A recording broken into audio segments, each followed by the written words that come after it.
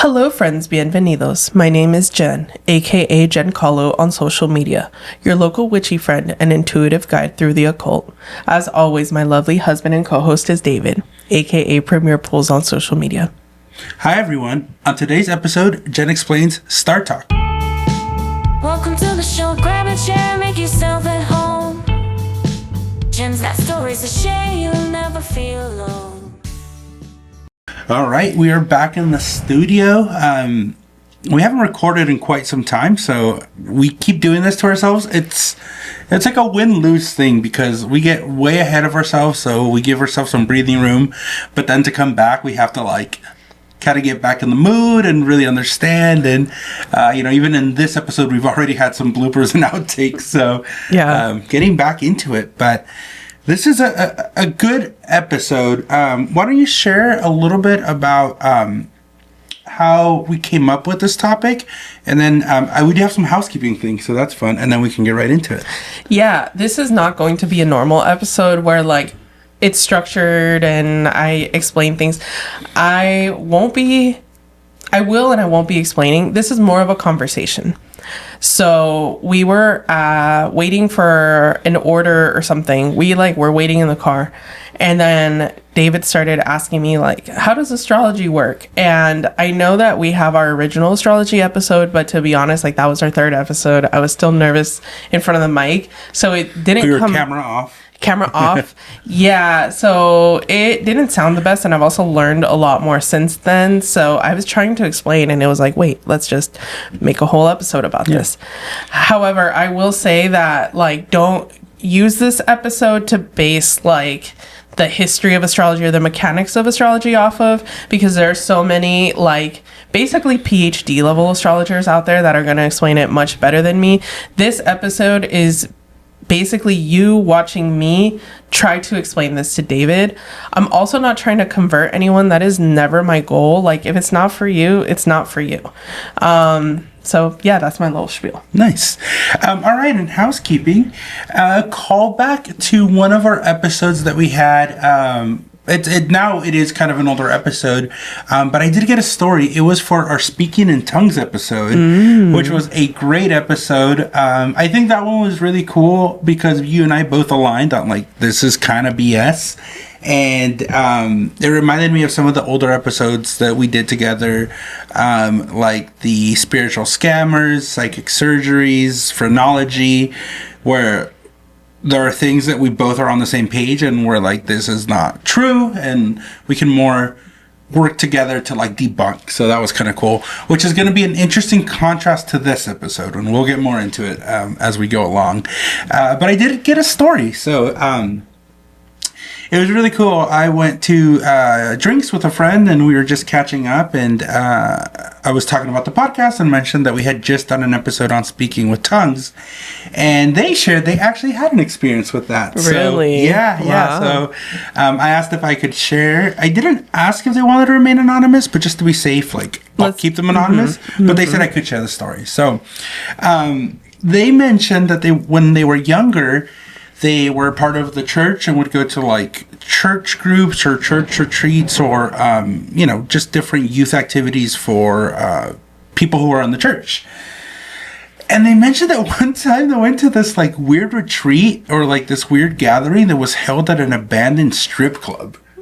Which already okay, yeah, you probably shouldn't be taking Christian kids to an abandoned strip club. And they said that there was stages, and there was basically the lighting setup. I think short of the poles, it was very clear what that place was. Wow. And so I give it a little bit of grief, but you and I have had to find real estate for our podcast, and sometimes you take what you can get. Little side tangent, when I was living in Santa Barbara, they had this really cool skateboard shop called the Church of Skatin', and it was a refurbished church, and it was all skater themed but with church motifs. So sometimes you work with what you can get. So that's so sick, by the way. No, it's sick.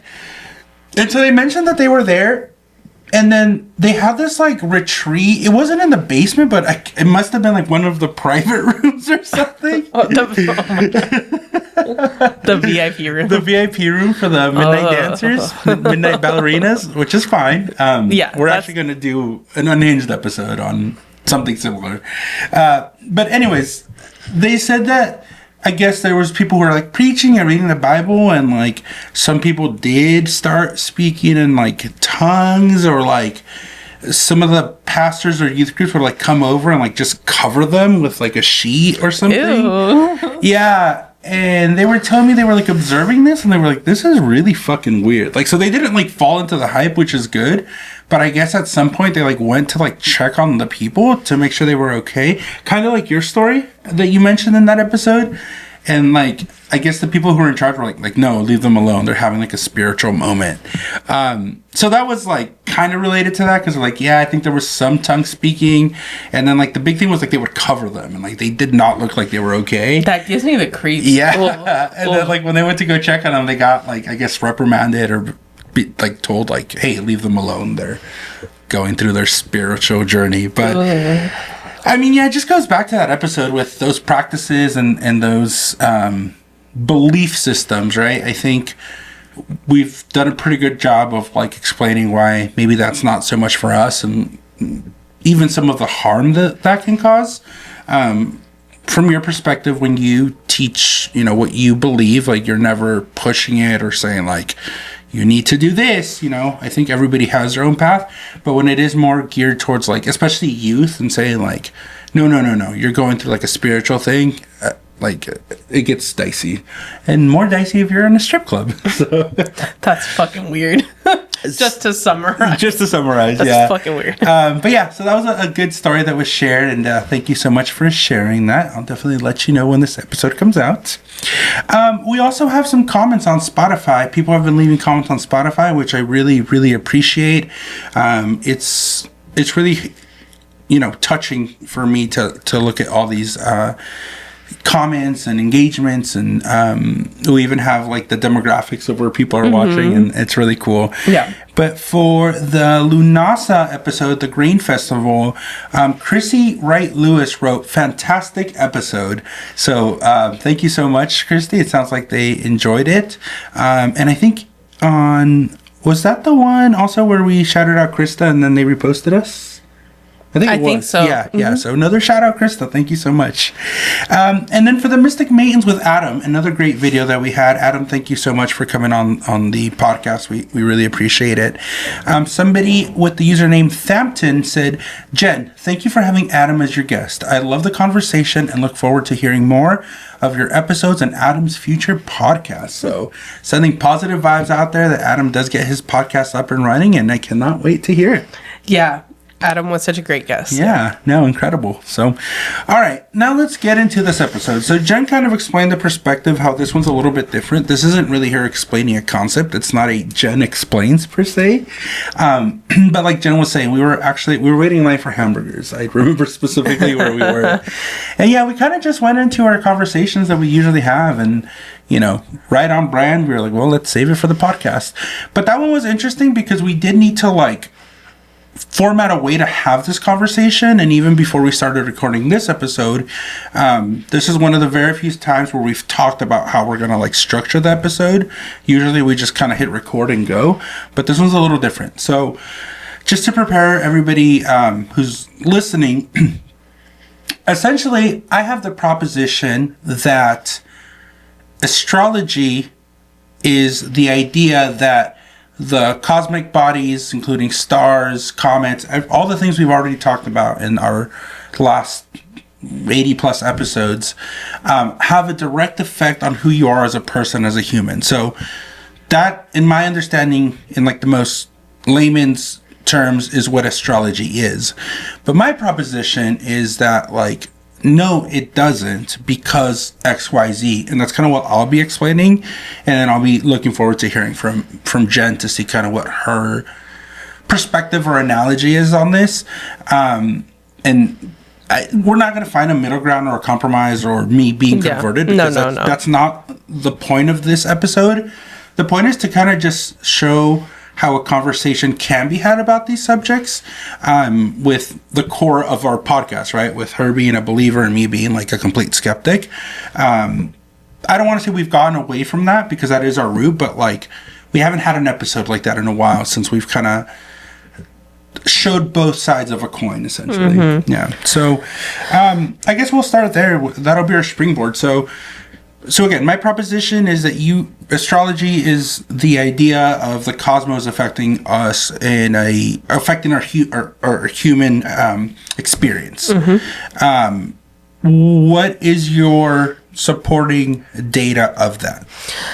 So to start off, like, I'm going to do my best here, but again, sort of like how I work and my main mission is not to do astrological research. There are people that do astrological research. And if you want those receipts of like, show the proof, there are people that study like in the past, like, Uranus was in Gemini and that happened and that happened and that happened. And now this is happening. Like, for example, Chris Brennan, the 8-hour podcast guy, like that is what. I love how we've dubbed him that. If we ever do get to meet him, I hope that he doesn't take offense to that. I would love to meet him and I would love to tell him that. But that's like his spiel, right?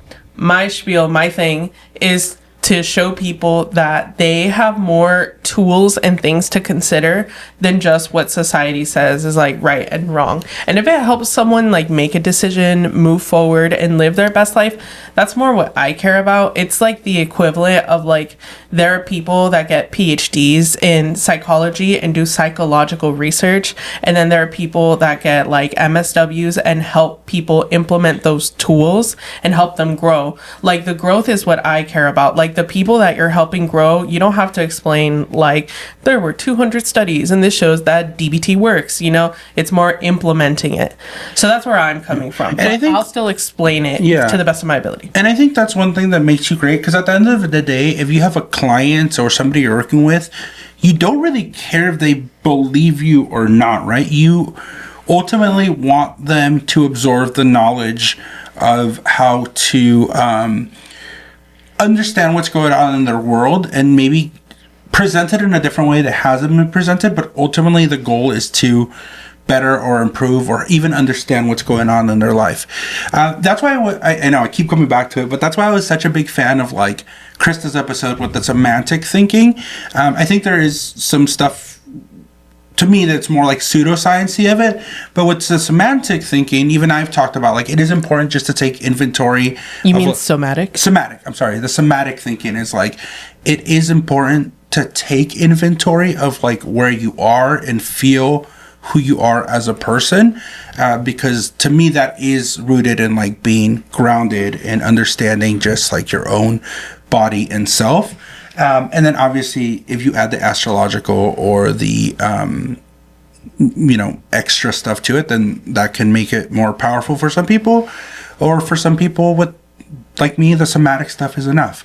So all that to say that like your way of reasoning is not wrong, and that's why I think I still fully support it, because ultimately you're not trying to convert, and people who come to you, you don't, correct me if I'm wrong, but you don't really care if they believe in you or not, right? No, it's more like if people are like, obviously I only know what I know and I want a third party opinion like to expand my mind, because like I'm doing the definition of insanity, doing the same thing over and over, and I just don't know what else to do. Like, yeah, I'll give you the sky math, because obviously like most people don't think about that. So if this gives you like a different lens of viewing your problem or your sticking point, like that's what I'm happy with. Yeah, I like how you say the sky math. So okay, all right, well, like now let's get into the weeds. So the heavens, the cosmos, the things in the sky, how does that affect us? So there are two types of astrology. There's tropical astrology, which is what I practice, also called Western astrology.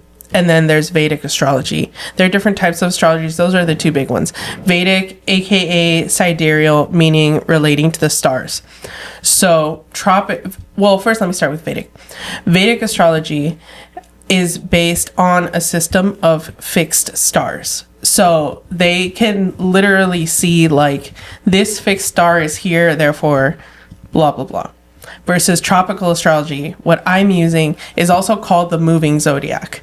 So it's based on the Earth's geometric, literally like in degrees of longitude and latitude, degrees of the Earth compared to the sun on the ecliptic. So the sun, we know, obviously doesn't move, but because we're on Earth and this is our constant, we don't feel Earth rotating, right? We feel like we're standing still. So to us, the sun moves. So when I say the sun moves, I know it doesn't physically move, but it looks like The perception of. it looks like it's moving to us. So when I say the sun moves, don't be like, this stupid bitch. Like, no, like, I know that. It's how the sun looks to us. So Okay. I think that is my first point of conjecture that I want to elaborate on. So we've talked so much about retrogrades, right? So retrograde itself, the phenomena is an illusion. It's not a physical happening. Yep. What I've noticed, and you can correct me if I'm wrong, when we talk about it in the astrological sense, or how you've explained it, is like, yes, there's the physical world part of like, it is an illusion based on our placement within our solar system. But in astrology, it's not necessarily an illusion. It's something that we do take as something that happened. because this is all based on our perception. Correct. So I guess, again, going back to like, that's my first point where I'm like, well, we can't interchange things. So for example, if you're out in the desert, they have this thing called like a mirage where it looks out and it kind of looks like there could be some water because of the reflection of like the sun on the sand or the horizon. Well, in the physical world, if we go towards it, we're not going to find water. Mm-hmm. But in astrology, I get the sense, or I get the understanding that we're almost taking that mirage and saying that is a well of water that we can use to enrich our being. Not necessarily physically drink the water, but take the enrichment of it. Is that a good analogy? There's like the physical part of it, and then there's the like perceptive part of it. Yeah, I suppose so. Yeah. So I think for me, as a skeptic who wants to see, like, I don't want to say irrefutable data because there's really no absolute truths in the universe, but I would need consistency, right? Now, let's say that was that mirage and somehow the reflecting light did give you more energy or like helped you navigate. That would be one thing, but it's just a mirage. So in astrology, I feel like the practice is a little loose in like translating real world phenomena, right? Because we're not going to debate that, the Cancer constellation what that looks like, right? That is how it's physically laid out on the world. So with astrology, I feel like we're taking those physical properties and then extrapolating, for me, feeling or vibe off it, and then be like, okay, but then this affects you in the real world. Yeah, I guess, would you call nighttime an illusion? Because the sun doesn't actually go away, but it goes away for us. Yeah. I mean, the sun doesn't disappear, right? Nighttime is the absence of light. Yeah. But there are things that happen that change at night because the sun looks like it's gone. Correct, but nighttime is just a descriptor, right? I mean, if there's no light somewhere, like if we turned off the light to this camera, we wouldn't be able to record. The physical elements of it don't change. Like, we're still sitting here, but our camera sensor wouldn't be able to see us. Right? Okay. So I guess like astronomy are the physical happenings. Astrology is extracting meaning from it. Correct. Again, there are astrological researchers that could pull up their receipts and be like, this happened during Mercury retrograde, that happened during Mercury retrograde. I just don't think that any... And that is my kind of another big point for me, right? We there's a thing in statistics called, coincidence or causation. Correlation does not mean causation. And I think we can point to a lot of things and say, like, yes, these things happen. Now, is it a coincidence? Maybe. I know that you've talked about a lot of examples and talked about, like, in, let's say the 1940s, this constellation was clear, and then 100 years later, when this constellation was back again, we were able to, like, see the same patterns, right? But it's not always exactly the same thing. For me to be irrefutable as close as it can be, right, we would need like a double-blind, repeatable study of that. And I don't think astrology provides that, even with like the receipts. So let's say that let's say a bunch of random funding was dumped into tracking people's lives.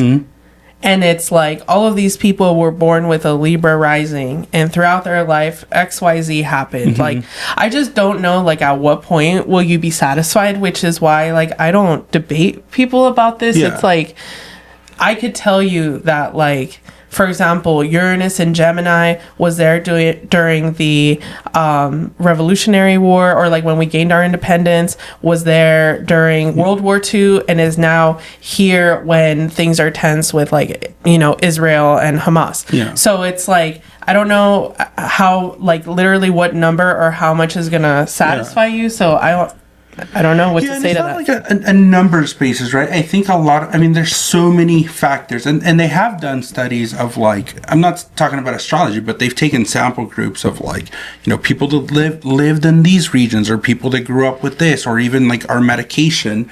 You know, there needs to be long trials, but even within that, we take, you know, a different approach to account for variables. So, you know, let's say we take a group of 20 people who are born as Libras, right? Well, it's impossible to keep them 100% consistent unless you have them in the same room for 20 years. So there's so many outside factors that could, you know, conclude that these people were shaped not necessarily by their astrological sign. To me, so you ask, like, what's the number? So to me, this is what would, like, make it, right? Let's say you take 20 people, they were all Libras, right? And they all live, let's say, to 80, right? To me, what would be, like, almost close to empirical data, and I think at that point I would start to be like, My bad. that's your Aries coming out. So you have a group of 20 Libras who are born on the same exact day, right? You follow their lifetime, they all die at the age of 80. So to me, what would be empirical would be, like, if on the exact same day, like, let's say on their 15th birthday, on the exact same day, they had the exact same experience. Let's say they broke a bone. Let's say that, you know, something with Libras has to do with your coordination, and on their, like, 15th birthday, on the exact same day, those 20 people broke their bones, and they were all Libra, and they broke, like, the exact same bone. To me, that would be like, oh, okay, that is more empirical of, like, you know, we took 20 people. When we started the study, the only thing they had in common was, you know, that they were Libras. We would also need a control group, but that's a little different. And then on their 15th birthday, at the exact same day, they all broke their bones. I think at that point, that would be my irrefutable, like, this happens. That's different than saying, like, you know, we took 20 Libras and they have similar humanistic characteristics. Okay. So I think I need to clarify something. Astrology is not a fated practice. Like, just because you're a Libra, this is going to happen to you. It's really sky weather. So it's like, just because 15 people were born on a rainy day, it doesn't mean that the same thing is going to happen to them. It's sort of like saying, like, just because the weather doesn't affect everyone in the same way, like, the weather is fake. This is really just cosmic weather. Yeah. Like, this is not a fated thing. But there's a lot of stock put into it too, right? So I think even saying that is dismissive of your own practice of, like, well, this is just, like, the forecast. Because there's like you said, there is a lot of people who take the time and resources to study this to, like, the highest degree of understanding this concept. And I'm not shitting on that. Like, that's absolutely remarkable. But what I'm saying is, like, I think we also need to, and this is from my perspective, again, this isn't really going anything against you, but, like, if we're going to take this practice so seriously, and it's going to have such an impact on a lot of people, because there is a lot of people who believe in astrology, and there is a lot of people who want to understand who they are as humans, or better themselves, or get a forecast based on this practice, I do think it's important to, like, try to have a general understanding of consistency, not just within the modality of astrology, but also within, like, a more real world scientific understanding, if that makes sense. I guess that's what I'm saying. Like, we could pull up instances of, like, this happening, but I just don't know at what point, like, you'll be satisfied. Yeah. And not just you, but I'm talking about, like, all skeptics. Yeah, because, like I said, Mars and Uranus and Gemini is, like, the biggest thing that is, like, a big pattern thing right now. Yeah. Or, like, Pluto returns, how, like, every 250 years where Pluto returns to the same place that it was when a nation was born is when the nation collapses. Like, there are just so many examples of that it's, like... Yeah. I don't know. I don't really know what to say, to be honest, other than, like, I just know that you won't be satisfied, or you, again, as, like, the skeptics. More what I care about, like, for example, we're more atheistic, so, like, we don't necessarily believe in, like, let's say Christianity, but studies do show that people that have faith do live an average of, like, 10 years longer. Yeah. And it's, like, just because something isn't, like, real or we don't believe in it doesn't mean that it's not going to have benefits. Yeah. That's why, yeah. I guess I like that perspective. Yeah. That's why, like, I can't really debate, because it's like, if you don't believe me, that's fine, but I see the benefits to people, and, like, that to me is irrefutable. Yeah, and we'll talk about it more after these messages. Today's episode is brought to you by us, Kythera Collective. If you've been vibing with the energy of the show, then you're going to love the Kythera Club over on Patreon. It's a space that I built for the cosmic, the curious, and the slightly chaotic. You know who you are. With 3 delicious tiers to choose from, we start with the chocolate level at $4 a month, which gains you access to weekly horoscopes and the exclusive Unhinged podcast, where I say things that don't make it to this main feed. It's sweet, it's spicy, and it's just for you. Next, we have the cafe level at $7 a month. This is where things really start to get cooking. You'll receive access to exclusive workshops, monthly virtual hangouts, and a private Discord community where you can chat directly with me and receive exclusive behind-the-scenes updates. It's magical, cozy, and a little unhinged in the best way. Finally, we have the tequila level. This is the VIP lounge. At $25 a month, you'll receive everything from the previous tiers, plus a personal 15-minute one-on-one session with myself or David each month, and discounts if you want to extend the session. It's a whole vibe and a powerful way to receive personalized guidance. So if you've been laughing along with us, crying, or rage screaming in agreement, come hang out with us at the Kythera Club. Head over to patreon.com/JenColo and choose your tier. If you want to sponsor an episode and advertise with us, go to our website, www.jencolo.com. All right, now back to the show. All right, welcome back. Before the message, we were talking about the fact that I think you made a really good point, saying that, like, to me, it doesn't really matter. Like, you know, I'm never going to convince you, but, like, if it works for you, it works for you, essentially. But I think in this episode, like we talked about, it's not about convincing anybody, right? But I think it is important to have the conversations, right? Because even if that is your proposition or your stance, like, ultimately take from it what you will, I think it's also good just to be challenged on our beliefs and understanding. So that's why it's good to just have these conversations.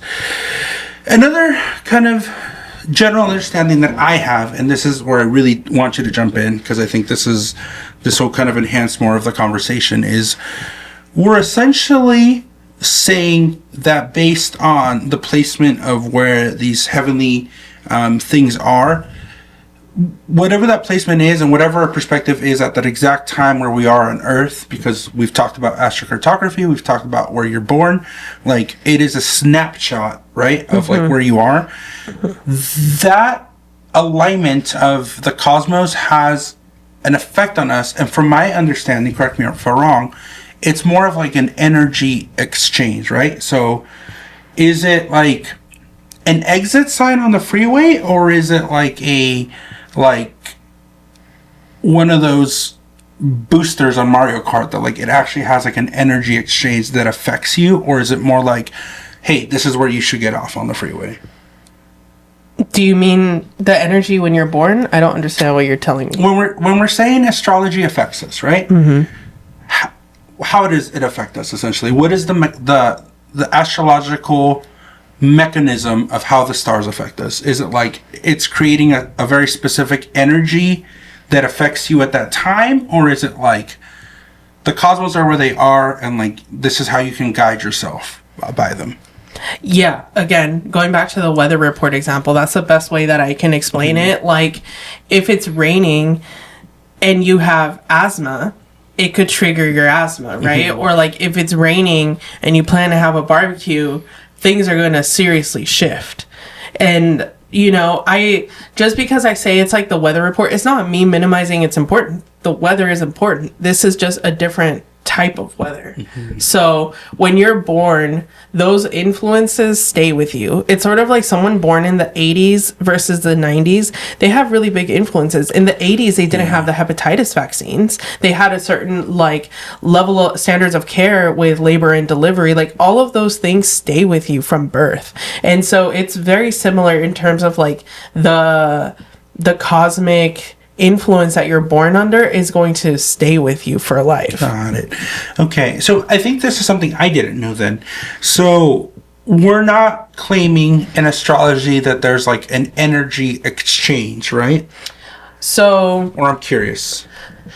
So the reason I ask this, because we've talked about like charging crystals under a full moon, right? So like when we say charging, there's an implication that there's energy being sent from one body to another. So astrology is all geometry. So let's say you have a bonfire. You're going to feel the bonfire's effects differently if you're 2 millimeters from the flame versus 2 feet from the flame. But the flame is still burning, right? So if you're really close to something, you're going to feel it more than if you're like further away or too far. There are sweet spots. So everything is measured in degrees. So 0 degrees is a helpful relationship. 60 degrees is also beneficial. 90 degrees is like where it starts to get not so pleasant, and that's like an unpleasant radius to be in. So it's like, you know, what's the ideal distance for a bonfire? That also depends on you. But for the most part, like if you're closer or further, that's going to determine a lot. Like if you're really, really close to the bonfire, you're going to be like, this shit sucks. It's burning me. Versus if you're like a foot, 2 feet away. Goldilocks there. Yes. Yeah. Okay. So like the more negative ones are 90 degrees and 180 degrees. But it's not the same as like a fire versus too close or too far. It's like not same, but this is the best way I can explain it. No, that makes sense. Yeah. Okay. Interesting. And I think kind of my last point is with the grandiosity of the universe, right? The bigger part of all this to me, and not to like minimize like the practice of astrology, but it's so vast, right? It is so vast, and it's interesting that like we take the perspective of where we are on Earth, and we have that forecast. And we talked about this a little bit off camera, but I asked you, let's say we were on Mars, would it have a different perspective? And you said, yeah. But I guess to me, it's like our solar system is such a microcosm of like the bigger universe, even like the Milky Way, right? So we have our sun, which is like the center of our solar system, and then our planets who rotate around the sun. And you know, our closest neighbors, our closest celestial bodies, we're able to observe a lot of these astrological documentations were able to be done on the naked eye, right? But with the naked eye. But as we've grown within technology, as we've grown in exploring the cosmos, it's led us to see kind of the infinity of the cosmos. And you know, kind of going back to your example, it does feel a little arbitrary of like really only the closest bodies affect us. But even those closest bodies, right? Like every star you see with your naked eye in the sky, in the night sky, that's a whole solar system. Because you know, that is the other than like the planets that are close to us, but like any star that you see is a solar system. So, we're a solar system. So every little speck has planets, it has asteroids. Like as big as our solar system is, it's minuscule compared to like what's out there. Like we're just the tiniest speck in the night sky. From our perspective, it's very egocentric. So we think like it's a heliocentric, we're the center of the universe, but we're absolutely not even remotely close to the center of the universe. So when we dictate our life or try to get a forecast based on like our closest astrological or our closest astronomy, it does seem to me a little arbitrary because of the grandeur of everything that's out there, right? How do we know that like a star 800 million light years away isn't affecting us? So that's very similar to saying like, why don't we care about the weather in Australia if we live in California? And it's like, because that's what's affecting you. Like the things in our solar system. But we do. We should, right? Because like, let's say the concept of global warming, like we should care about what the weather is all over the world. What patterns are we seeing in like Australian weather? What patterns are we seeing in the Great Reef? That's being destroyed. I don't know the science behind like what's destroying the Great Reef, but we should care, even though like it's on the other side of the world. And that's kind of what I'm saying. So astrology is not saying these things matter and these things don't, but when you're doing personal divination, you're going to care about what's affecting you in that moment. So there are things that are discovered after that are not visible with the naked eye that astrologers have studied, and they're like, oh, this affects this. So like Pluto is not visible with the naked eye from my understanding, but after years of astrologers learning its existence, tracking it, and understanding like how it affects people, then they've said this is how you integrate it into astrology. There are astrologers called Hellenistic astrologers that only work with things that are visible to the naked eye, and then modern astrologers work with things that are newly discovered. Okay. So everything affects us. It's just we don't know how, because there hasn't been the astrological research to be like, that one star all the way over there affects us this way. We just haven't had time, resources to study it. But we're not saying like this thing affects us and this thing doesn't. Okay. Yeah. And I think I was just saying like we take so much we take so much stock in our nearest neighbors, but our nearest neighbors are literally a part of us, right? Yeah. As you zoom out, like we're really not that different than like Mars or Saturn on the big scale of things. And I agree with that. And similar to your example, like we should care, but who is the main person that is going to care and like have that consume their world is the researchers. Like as a layperson, you're going to check your weather app and be like, this is the weather for me today. Do I need to wear a jacket? Here. Do I need to wear a jacket or not? Or my birthday suit. Yeah. So that is like, that is like the difference. Okay. No, that makes sense. And then maybe this is a concept we've just never talked about it. And I would think this would have the most effect on us. But what about our Earth, the rock, right? I mean, the planet is huge. We understand that there's like a core in the center. There's like magma and like different layers to it. Our gravitational pull is determined by the center core of our mass. There's magnetic fields. How come in astrology we don't really talk about the effects of like the place we're actually on? Because that's your constant. Yes, but our constant is huge. It's not like our constant is like a square foot, Like, how is it that we can say that Saturn can affect us, but like the core of our Earth has no astrological effect? It affects you because it gives you your point of view. Where you are determines what you're seeing and the degrees of things away from you. Correct.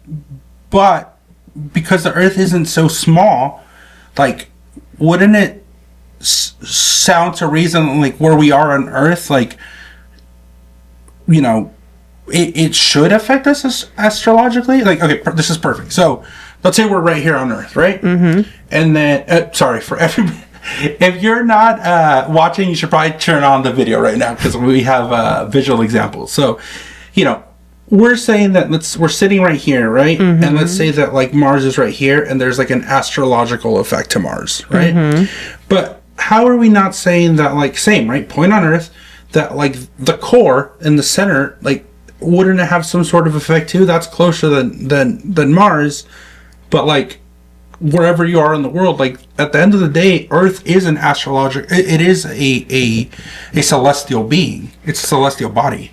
Astrology is very selfish because it's very much what about me? Like, we're not studying the impacts on the Earth. We're studying the impact to us. But so you're saying there's no astrological impact the Earth has on us? I don't know how else to explain it other than that's your constant. Like, but this constant's too big to be a constant. Because we could be here. Okay. Yeah. Let me give an example. If I was born in Los Angeles. Yes. So because of that, I'm sorry. I was born. Tell them where you were really born. I was born in Inglewood, and I'm fucking proud. So I was born at 1 degree Libra rising because from Inglewood, always up to no good. To Mars. The eastern horizon was 1 degree Libra. If I was born in Merced, which I calculated recently, I was very curious, I would have been 29 degrees Virgo. Okay. Because astrology is based on a system of latitude and longitude.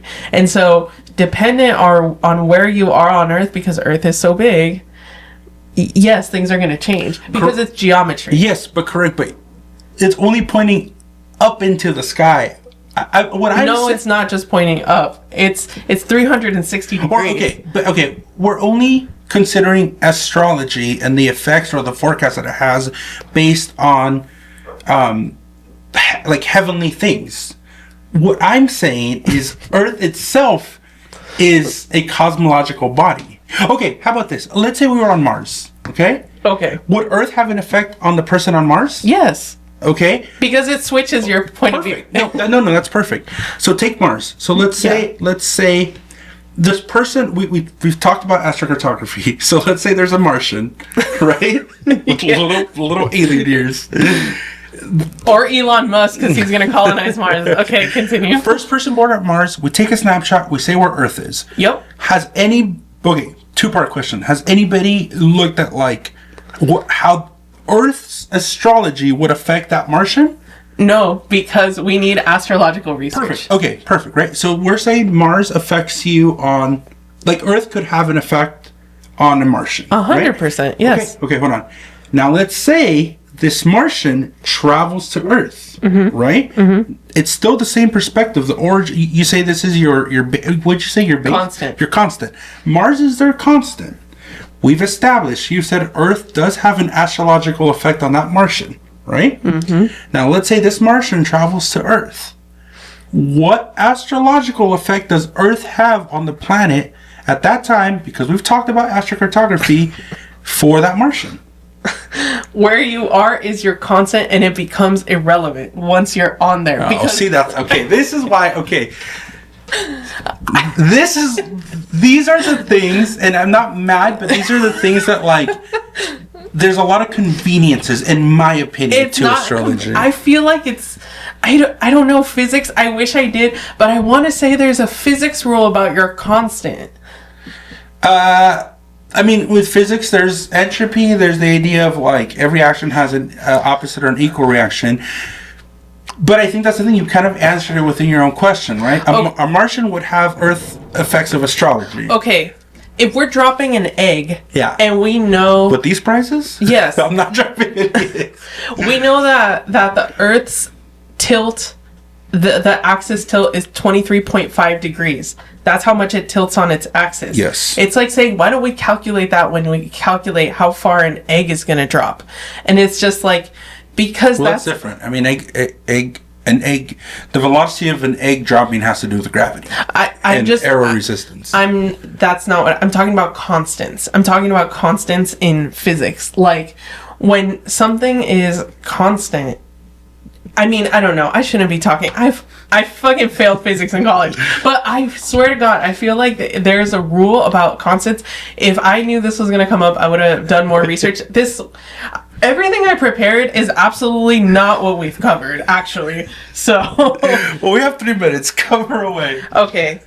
One thing I thought you were going to talk about was, what about the constellations shifting? And actually, we don't use constellations in astrology. It's all based on the geometry of the Earth to the sun to the other planets. And there's actually a quote by Neil deGrasse Tyson, which is sort of how I see time. Okay. The Earth goes around the sun. How long does that take? People say it takes a year, but it turns out we aren't tracking how long it takes the Earth to go around the sun. We are tracking how long it takes the Earth to repeat its seasons. Okay. That's how I view astrology. And also, very similarly, this came from, why do we have a leap year? A lot of people always try to shit on astrology, the constellation has shifted, and it's well, we don't use the constellations anymore. We use latitude and longitude from the sun to the Earth. Yeah. That's all I wanted to add in there in, the 2 minutes we have. We still have 2.5 minutes. If we want to take a break and research this constant thing, I'm down to keep going. No, it's fine. Okay, Yeah. You know what? This is a perfect opportunity for you to comment. I want to know if you understand what I'm saying. Why, if you're on Earth, Earth would be disregarded. If you're on Mars, Mars would be disregarded, but then Earth would make sense because it's no longer your constant. Okay. It's funny because there's things I wanted or I just didn't get to it. The conversation didn't go there, but you mentioned time, and it's funny because I was going to talk about time dilation too. I don't completely understand it, kind of like with you in physics, but it's proven on Einstein's theory of relativity. The closer we approach the speed of light, and in travel, time is perceived differently. So if we took a stopwatch and we were able to mechanically start them at the exact same time, and let's say that stopwatch was on a spaceship that traveled at or near the speed of light, and we started at the same time, and then that spaceship started traveling, those clocks would not synchronize up because there's something called time dilation that changes actual time, and that's in physics. So it's interesting when you brought up the Neil deGrasse Tyson quote about time, because that was something I was gonna allude to with how we consider our closest cosmic neighbors to have an effect, but with time dilation, it could also not. When we took the snapshot, that light that we saw when we observed it could also be different from that constellation. Okay, really quick. We're not absorbing anything from the sky. It's the degrees of which things are apart from where we see them. When we see them, correct. But seeing something in the stars doesn't mean it's there. Okay. If something is 30 degrees this way, are you saying it's not actually 30 degrees this way? I'm saying that within that sandwich that you're showing, let's say it was a star. I don't know what star, but let's say it was a star. If that star was far enough, the light that we're seeing is that star could either already be dead or it's way different from when we took the snapshot because of the travel of speed of light. Okay. Yeah. I don't know what to say to that, but all right.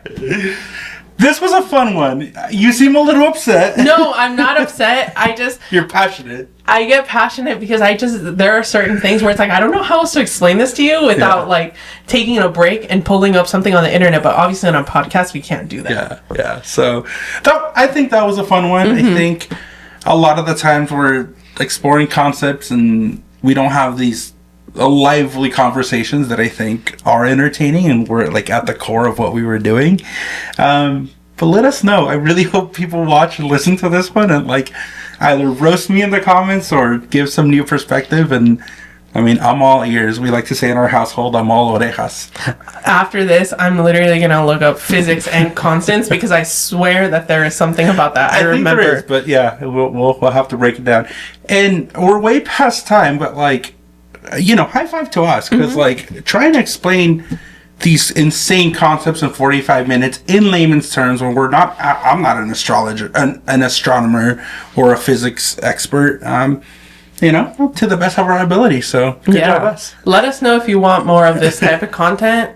Or not. Or you're like, please don't ever do these episodes again. All right, everybody. Well, thank you so much for engaging and watching. We really appreciate you, dealing with our silliness sometimes. All right. Thanks, everyone. The magic within you makes the world a more beautiful place. Blessed being signing off. Bye.